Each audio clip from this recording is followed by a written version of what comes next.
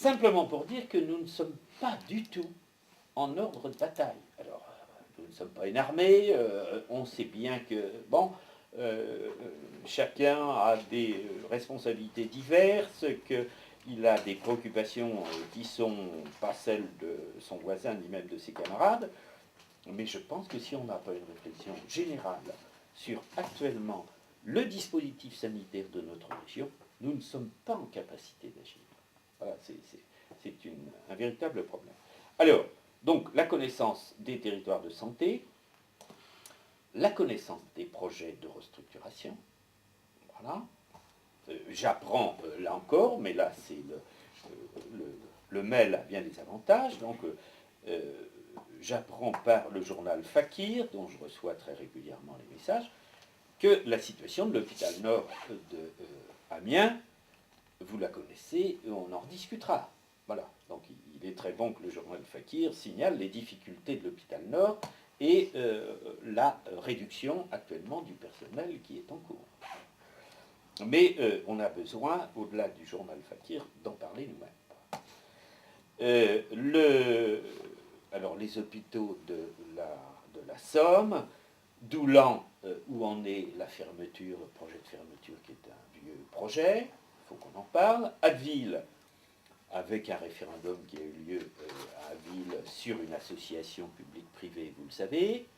Qu'en est-il aujourd'hui?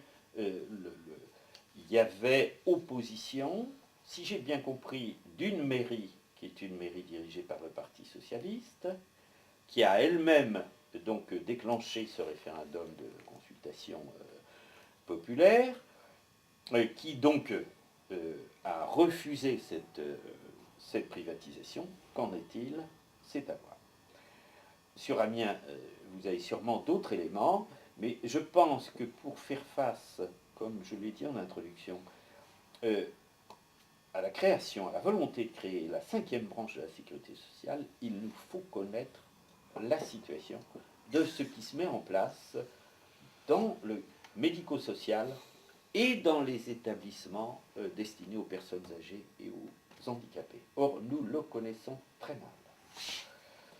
Voilà. Alors, dans l'Aisne, il y a des regroupements aussi qui étaient prévus, comme vous le savez. Où en est-on?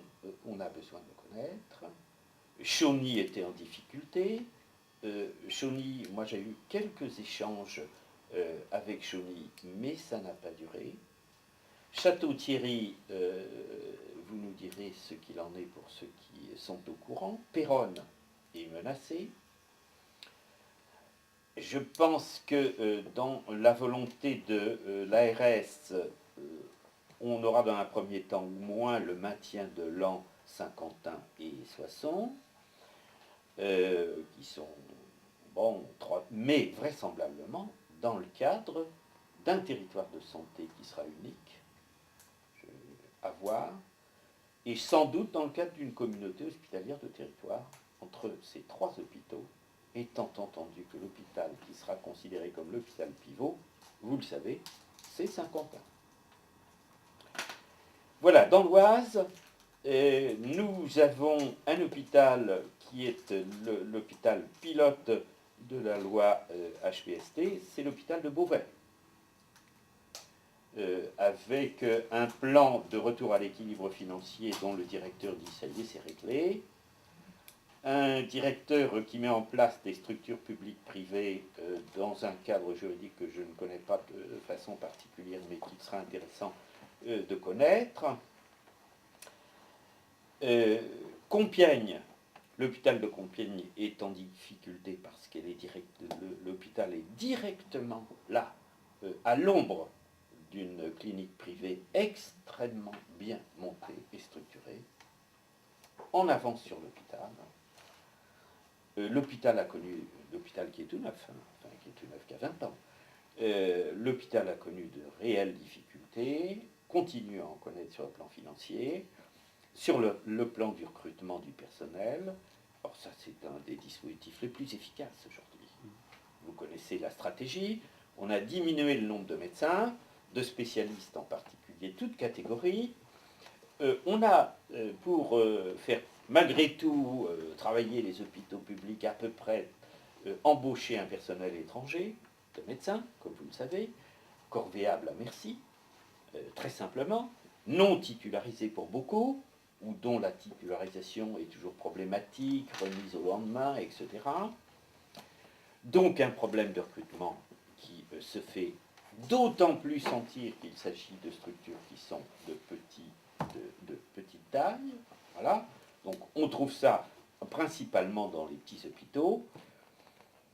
C'est le cas pour nous de Noyon, de Clermont, qui sont directement menacés de disparition. Clermont bénéficie, on va dire, d'un avantage entre guillemets, qui pour moi n'est pas un avantage du tout, mais donne l'apparence d'une possibilité de salut, c'est le fait que le président du conseil régional est l'ancien maire de Clermont. Il a une position forte qui lui permet de négocier directement avec l'ARS. Et je pense qu'il négocie. Je pense qu'il négocie. Pourquoi ? Parce que nous l'avons vu au niveau de l'hôpital de Creil, alors que l'ensemble des élus de l'agglomération avaient voté contre la fusion, alors que le comité de défense de l'hôpital de Creil avait 8 membres sur 15 dans le comité de surveillance, autrement dit, avait la majorité. Le maire de Creil, président du conseil de surveillance, a signé la fusion administrative. Il a juré sur l'évangile qu'il ne s'agissait pas d'une fusion des deux sites, mais manque de chance, le directeur de l'ARS, le lendemain, ainsi que le directeur intérimaire, qui était à l'époque un des membres de la direction de l'hôpital d'Amiens, monsieur Duval, voilà, le directeur par intérim de l'hôpital de Senlis également, enfin bon, il assurait l'intérim de beaucoup de choses, se sont vantés dès le lendemain dans la presse d'avoir réussi l'opération de la fusion des hôpitaux de Creil. Voilà. Le maire de Creil est un peu en difficulté, donc d'une part, il a pu régler ses comptes avec le comité de surveillance en utilisant des propos, disons, particulièrement malveillants, on ne va pas rentrer dans les détails, mais en jurant que de toute façon le comité de défense n'avait évidemment pas compris. Il se trouve que nous possédons l'ensemble des textes, donc on peut quand même lui expliquer que nous ne sommes pas tout à fait innocents et naïfs. D'ailleurs, c'est lui qui s'est mis dans la situation où il apparaît soit comme naïf, ce qui ne peut pas être le cas. Un politique ne peut pas être naïf, même si des fois ça arrive. Il ne peut pas. C'est sa fonction d'être lucide. Donc c'est un reproche qu'on ne peut pas lui faire, soit très simplement le reproche de duplicité. On dit qu'on fait une chose et on fait le contraire.